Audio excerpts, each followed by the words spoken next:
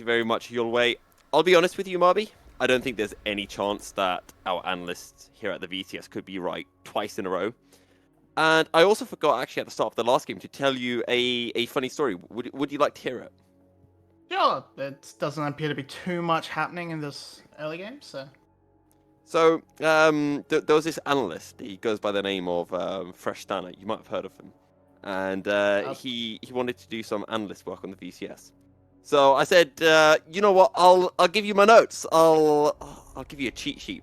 But what I didn't tell him was I put down the wrong names on my notes. And then he did an analytical point. I always get that wrong. He did an analytical point about Cerberus, and he called their support Taki. And yeah, it was all my fault. So that's my way of apologizing to you, Dana. It was all on me. It was quite funny when it happened, though. Yeah, fair enough. Absolutely. Sticking up for the guests. Good on you. I will not stick up, however, for this Nah pick. I do not like it. I think I see a Graves, I see a Renekton. I think there is a lot of flex potential. I should pick Jace. This is what I really would have. This is what I would have liked to see out of Pause. Try and actually bully the lane. You get to build a hull breaker very early on if you decide to go that route and actually control this lane extremely well. Instead, they go to Nah, and I have huge gripes with Nah, just in general. I mentioned them last game, and it's also opened up Sky, Glory in particular, to pick this set. Set. Silas, the other one that Everyday plays, picks up Silas, and now you have this insane ultimate that you can kind of just use. You don't have to worry about a rage bar or anything. It's insane. What I'm basically saying is, Puss better get the solo kill, or he's just wasted everybody's time. Otherwise, Pun's coming back into the team. Reeve's gonna flash in, picks up the kill. The curses are back. Let's go, Marby. Don't pick Nah. It's the matchup all along. It was a matchup all along. It's the matchup all along. Anyway, moving all the way from this top side, do we have to watch again? Posh just walks too far forward after losing his rage. He doesn't have anything in the tank. Ryuk just kills him. It's fantastic. It's great start for Sky. This is what they want, because mid lane's going to be a bit of a pressure vacuum for a while, thanks to the range matchup and the safety of Orianna. So Cerberus going to try and clap back. Crocodile versus man with Zweihander and man with Boomerang. Zweihander wins. Boomerang. Yeah, and it's a Did nice... you call him a rat? Yeah, the rat with the boomerang. How dare you? Yeah, I will have you know, Nah is my favorite champion. Sure. Nah is my favorite champion in the game. If a Nah was a real creature, Nah would be above red pandas on the animal tier list. Nah is like not even top 3 of the Yordles. We need to have some words after this, Marby. Anyway, Drakthar is going to have words with the Cerberus bot lane if he has anything to say about it. But I'm just holding the wave. Actually, I think this is the first time we've got a Graves jungle as opposed to a Graves solo lane. I'm going to quickly check up this stack. Fairly sure that is the case for this split. So, it's actually, but you might want to carry up because Rono P is engaged onto Elio. It's fizzled out. Nothing happened. You looked away and action happened. It's alright. No, it's all good. It's all good. I was watching, but you were doing a fantastic job of covering for me that, I'll just let you continue. Okay. Well, as is, gonna crash this wave into the bot side and get an early reset for Artemis. He could possibly get away with going just for a, trying to get a sneaky gold purchase in and just trying to go in and get that extra scaling going, but the lurk they are lurking about, which indicates to me they're going to try and make a break for some turret plates. It's a game of chicken in the bot lane. No, they're not sure whether to recall or not. Finally, a recall comes through. Actually, Is that like a paradox that if you win the game of chicken, that means you actually lost? Because now you're a chicken? No, you lose the game of chicken by blinking first, basically. So okay, completing the recall means that Aomine has lost the game of chicken. He does not know the ways of SBTC, who, as we all know, are the super big time chickens. Anyway, that all aside, gonna be a reset quickly, unless they can interrupt. Oh, that was a blind E as well, I think. Yeah, I mean, yeah, it was blind. Not too many options it could have been, but narrowly avoided by Artemis. Could have been a disaster. Now they're gonna just have to back off and try and reset. These waves are just crashing back and forth, and not really any advantages being built up anywhere except this top lane, where Ryuk has picked himself up a small CS lead. It's kind of being matched in the mid lane thanks to this in the Orianna matchup, but overall very even across the board, and we're just waiting for the big something to open the play up. And Jane's going to make the move out of mid lane first.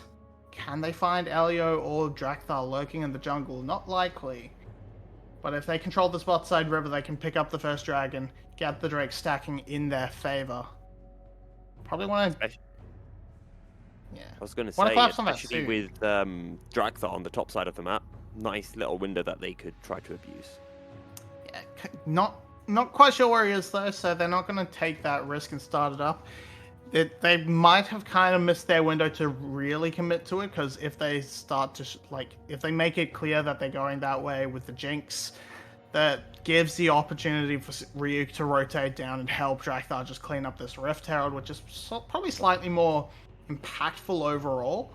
And so we are starting to see Cerberus rotate at least Fuquan into the top side to just make sure he's aware of where Drakthar is. Can they control this Rift Herald pit? Not likely. Bit of a scuffle goes on.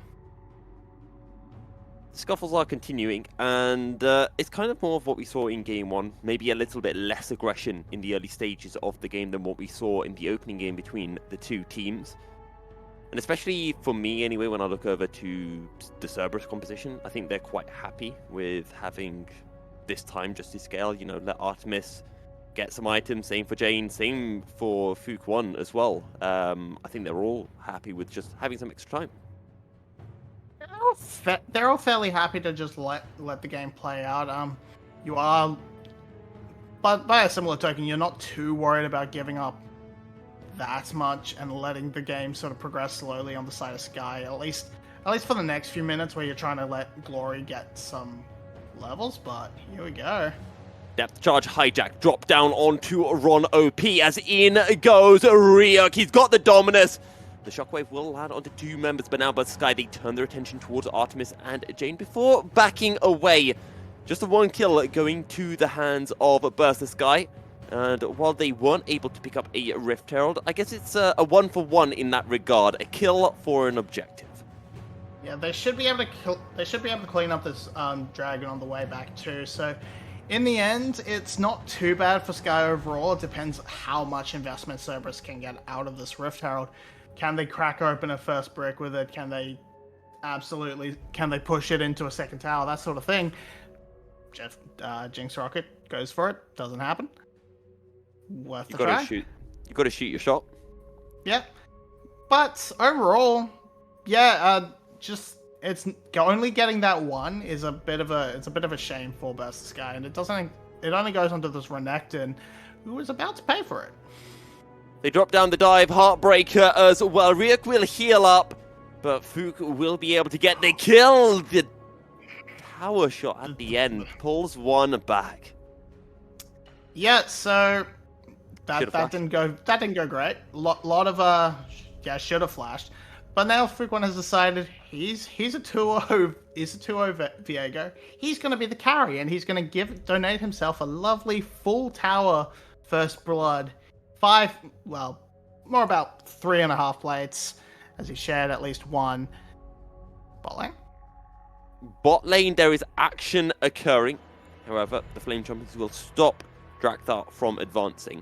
Now, that was a lot of gold that went into the hands of Fuquan, so I'm going to try something here, Marby. And it might work, it might not work. But if the observers could highlight the gold, I'd like to see exactly how far ahead Fuquan is. Okay, it didn't work. Shockwave being dropped down. Jane very low. Dragthar looking for the play. Zenith's play not quite going to land. But now Sky turn things around. They get the kill onto Dragthar. They get the kill on to Pass as well. And Burster Sky find themselves picking up a 2, or pardon me, find themselves picking up a 1-for-1. Yeah, it's a nice collapse. Poss is able to return and make sure that a play that otherwise should have been fairly one-sided for Burster Sky sort of trades back, but he does end up giving his own life in the process, so that gives Ryuk a little bit of time to just free farm on the top side to continue with this CS lead and crash a wave up top. Poss, luckily for him this time, does have the teleport, so can just clean that up nicely, but it's not looking great for this Nas so far.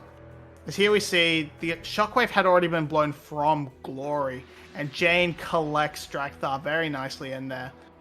Elio is here. It doesn't really do. It helps lock down the kill onto Poss for Glory, so it's good to see him making these roams, and he's not actually just hard. He's cleaned up his play from last blue, where it's just I see person throw E, get killed, wander off by myself, get killed. He's playing a lot more reserved, which is good to see from Elio on this Leona specifically. Honestly, that sounds a bit like the Milky Syndrome. Was a Leona main last split and for splits before that, and honestly, that's just what I do. It's very hard as a Leona not to follow in, just like the Lee Sin Syndrome. Is it Lee Sin Syndrome or is it Lee Syndrome? It's Lee Syndrome. Lee Syndrome. Well, Artemis Syndrome right now, and that is called, your name is Artemis, you get focus. However, nobody dies. We'll see whether Dragthar keeps on aggressing. And I think it's just going to be the trade of health bars as Super Mega Death Rocket does some extra work onto Dragthar and Elliot's health bars.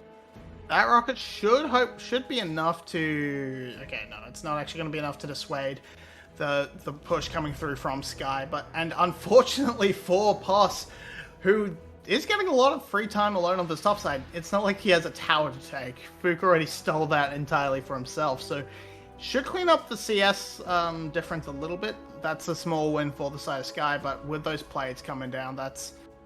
Sorry, small win for Cerberus, but plates coming down means overall Sky comes out fairly happy, though it is a not much return for the double TP investment. But it is only... Cerberus. It is only 13 minutes, so those TPs aren't worth anything anyway. Well, when do TPs get evolved? Is it 14 minutes or 16? 14. Okay. So they will be worth something in a bit. In a bit being 20 seconds time. Now, Cerberus have a 2k gold lead, and I think pretty much all of that is actually going to be on Fuquan, who can do a lot on this Viego, but he probably does need to... Oh, they did it! They did it! There it is! Quick, Marby, talk about gold gaps. Yeah, biggest goal gap is obviously in the jungle, about 1700, so at least pretty much most of, if not all of it. The rest of it is centered on this mid lane. It's coming up, it's gone very well for the side of... gives a very good pressure point for Cerberus to work through, and if they can set up these big, set up these resets, it can pop off and grow even larger. You really want this to really pop off for Fuquan, and they're going to keep this pressure on and push straight into this jungle. Dragthar not really doing much. He's on a grade. He's farming his jungle, but he's not even really doing that quite as effectively as he could be. He's made his way towards this top side, but Cerberus moving as a unit. He can't even look to start up this Rift Herald. It's just too much. It does mean that Cerberus have been able to get the Drake pushing mid-wave. They had a little think about turning their attention towards the Rift Herald, but in the end decide against it. A bit too late to stop Ron OP's back. Yeah, they had an inkling, but couldn't get anything done. But now this Rift Herald might be a bit of a source of contention. Does Cerberus want to really go for it? They're not in position. And if they spot out Fuquan, he's gonna have to bail. It's a bit of a win for Sky. They can try and convert this into something later. But now Ron P is back on the map, and he's looking very aggressive with this ward clearing.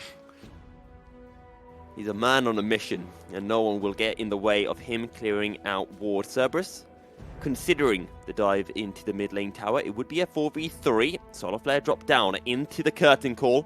The focus onto Ron OP, but the shots from Jin not really doing any damage. In fact, it looks like, to be honest, Cerberus weren't even in a fight of any sorts. Nope, and Poss has decided that he doesn't even care about these team fights, really. He's picked up the Hull Breaker. So I'll hold that thought. Honestly, they're trying to throw everything onto Ron OP, but he's still alive. Down to 100 health and has a little shield on top of that. But that was a hijack from Glory. That was a Graves ultimate as well. They didn't drop down the Ignite. The Ignite might have actually got the kill onto Ron OP there. They haven't used the ultimate from the Nautilus yet, ultimate on the side of Glory just yet. So they have so they still have great strong threat as we see it go onto the Orianna, and it does net them this mid lane tower, and this should provide Burst the Sky the opportunity to actually look for that control and these deep vision and this warding that just eluded them all of last game. Well, Cerberus turn their attention towards the mid lane once again. Burst Sky have been able to crack open the outer tower, and now they look for the engage. Shockwave will land onto 2. Depth charge as well. Elio falls. Glory teleporting in, looking towards Fuku 1. Ryuk might come in as well. He's got the Dominus available. Who does he look for? In fact, he's just going to be zoned out of this fight. It's 1-0. Cerberus get the kill. Cerberus get the tower. And it blows, it's only the 1 kill, but it blows a lot of the summoner spells on the side of Burst the Sky's carries, so they should have very strong control as they move their way into this blue buff. They want to just make Burst the Sky fight for as much as they can. It's actually going to just be a reset coming out from here. And where do we all see a staff? It's a nice group up, and they find a pick onto Elio. Decent Shockwave combined with the depth charge almost should have resulted in a kill onto Drakthar, but it removes him completely from the fight. It means there's no real contest onto this tower, and a few flashes are burnt after the fact because they tried to defend a tower they had no right looking towards. I'm feeling very scared for Burst the Sky, and I think Burst the Sky fans should be feeling scared as well, because right now their team, or Burst the Sky, are in a situation where they should be strong. This is where the BTS champions hit their kind of mid-game spikes now in the next 5 minutes. And if they don't get anything off in that period, it's literally just a road downhill for them from then on.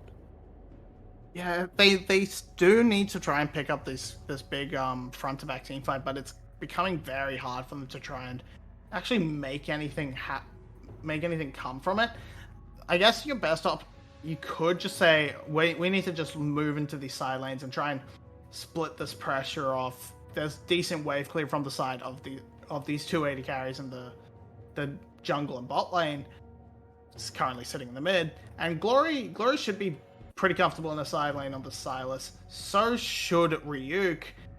They have to worry a little bit because they don't have outer towers to fall back to and might have to overextend a little bit. But if they can crack these outer towers as well, that should be the goal that is kind of needed for Sky to feel comfortable fighting in this next dragon. But as is. Quick question before the fight breaks out. Burst Sky, who are they looking to focus on this Cerberus composition? You need to delete. You need to delete Fuku 1. You cannot let that man get a reset. But by the same token, you kind of leave Artemis open for them. Well, the fight has started. Where is her Fuku 1? Depth Touch is going to be able to find the knockup, but instead it's a front-to-back team fight. They're going to be able to get the kill onto Ron OP. Burst Sky, they win the fight. Now they can turn their attention towards the Drake for both teams so far. 1 Drake in the kitty bank, and this will be doubling up Sky's total. Anyone want to know how you avoid Silas getting huge Gnar ults? You just send the Gnar into the side lane with a Hull Breaker. He picks up a top lane turret. He gets half the health off this inhibitor as well. You lose the fight in the mid, and you kind of don't really want that to happen. You don't want to give too much over to Burst the Sky, but you are still getting gold on the map. So Best Sky gonna try and double down, I think, around the Strike Baron? No, it does not seem so. For now, for Best Sky, get vision around Baron. Well, I've been talking about how they are this mid-game team. They need to get leads, and maybe now this is their kind of last opportunity to do so. So they're trying to find fights. But Cerberus, again, sure, they lose a Drake. They don't care. It's not an Infernal Soul for a long time. Sure, it's a little blemish on their record, but they can hold out. They can say, you know what, take the next Drake. We'll fight you in 10 minutes at a time. And Burst Sky need to find some way of really punishing Cerberus. And I know I keep bringing this up, but I really want to hammer it home because this is an Orianna on 2 items. It's a Jinx on 2 items. Once that Rabadons gets completed for Jane, they're going to do so much work. Yeah, you're stuck in a situation as Sky where you kind of want to fight in the corridors, so Glory and Rhea can do a hell of a lot of damage. But if you're in a corridor, that really opens up the shockwave potential, as well as Artemis raining these rockets down. So it's kind of catch-22, where your best options also feed into Cerberus, and that's kind of the problem that's kind of Silas, isn't it? Because you're stealing Cerberus's big tools. And we're actually seeing Cerberus. They are the ones setting up early around this Baron, but they're not. They aren't finding these traps. These traps are still around, giving a little bit of information to Burst the Sky, so they don't feel too pressured. But I think this top lane matchup that is now scuffling on the bot side, it's going fairly one-sided towards Poss now. And it's thanks to this Hullbreaker item. You cannot fight this man 1v1. So he needs to wait for someone else to come, then he can fight with 1v2. Then he can get the kills, then he can get the outplays. The inner tower falling, and we're in this weird situation where Burst Sky won the most recent fight. Burst Sky picked up the most recent objective, but it's Cerberus who have a tempo, who have control, who have vision on the map, and are stopping BTS from making any real plays. Sky, because they don't have these sideline towers, they are so scared of trying to force. Where they do have vision, they invest a bunch of their vision up towards this top side, around the Baron pit, in towards this jungle, and they don't even try to send Glory up to just wail on that top lane outer, and at least get some gold back into their pockets, try and push the advantage Glory can get for himself, try and make that Silas into a monster threat. Just see here, Boss, he's chunked out another inhibitor turret to half. He's fine. He's loving it. Honestly, Poss just there was like Ricky Gervais at the Golden Globe Awards. He just doesn't care that Ryuk is there. He's just insulting him to his face and saying, "What are you gonna do about it, son?" And Ryuk says, "I'm gonna wait for your minion wave to die, and then I'll do nothing. Maybe wait for Glory to show up, then he can look for some plays." But again, Cerberus, they're just waiting. They know there's a Drake in 1 minute 30. They'll see if they can take that. If they can't, sure, they'll wait out a bit longer. Because Orianna is getting stronger. So is Artemis. Getting towards that 3rd item. What would you actually like to see Artemis picking up for his 3rd item? Do you want to see Infinity Edge or more towards a Runan's Hurricane? Artemis, he's picking up that Mortal Reminder LDR. right now. No, not Mortal Reminder, yeah, LDR. The other one. Mortal Reminder used to do armor, right? Yes. Yeah, he's picking that up, and I think that's fairly important to do. You're into the Sonyas, into Elio, into Ryuk's health stacking. It's just gonna help out a little bit more across pretty much across the board. It's only it's not doing too much. And I think this is fine. Artemis, Cerberus as a whole aren't too mad about hitting these front to back team fights with this setup. But here's the opening up. Curtain call. Drop down. Can you see any difference to Ron OP's health bar? No, not really. It does give Sky position, but because of the Cerberus have been keeping a pretty healthy gap between Glory and any of the prime picks. Glory now has the step charge again. Look how many control wards there are in that brush. 4. They know what's going on in this brush. Look at Ryuk. And And Gloria's just not being able to pick the really impactful ones. He hasn't grabbed a Shockwave since that play in the mid lane. And Ryuk is in the middle of nowhere. Well, it's buying time for the rest of his team to be able to pick up the Drake. He takes Artemis super low. Now, Artemis will be out of this upcoming fight. Yes, there's a Mega Death Rocket available, but that is all.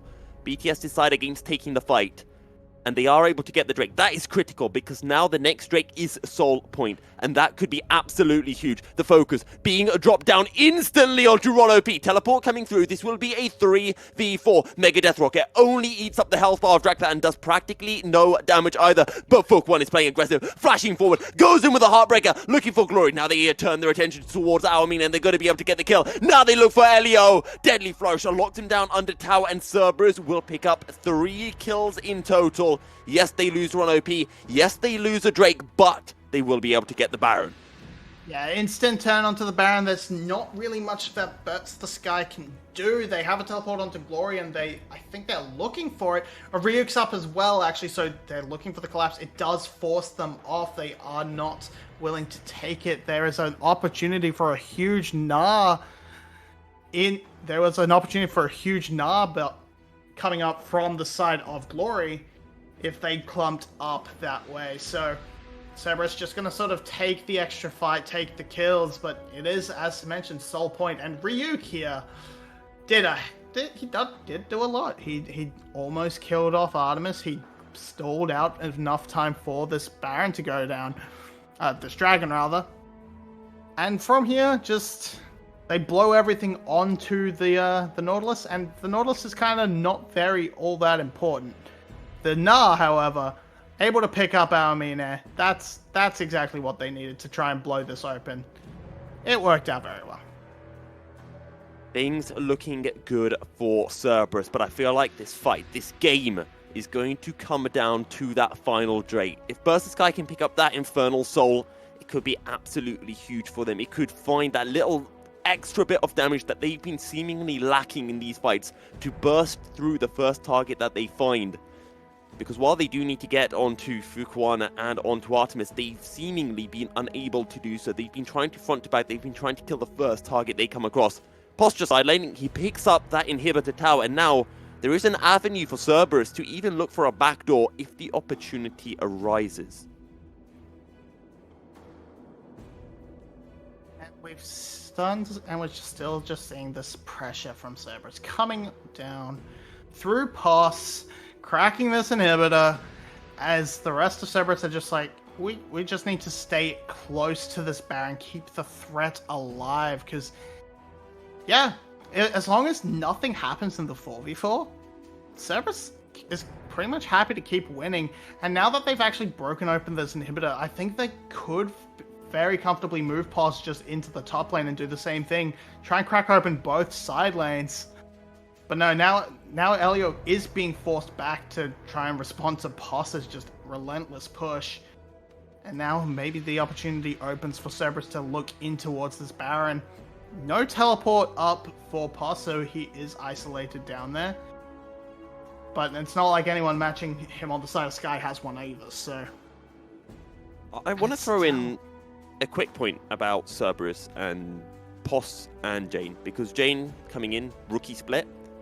What do you make of them? Where would you list them if you had to, off the top of your head? Where would they rank amongst all the mid laners? Ooh, so we've had this fairly noticeable drop between our top 4 mid laners and the rest. So I think he's actually fitting in quite comfortably, sort of below what we would have called our top 4. We can't really talk too much about Yado. He's played one series and he looked absolutely dreadful. So yeah.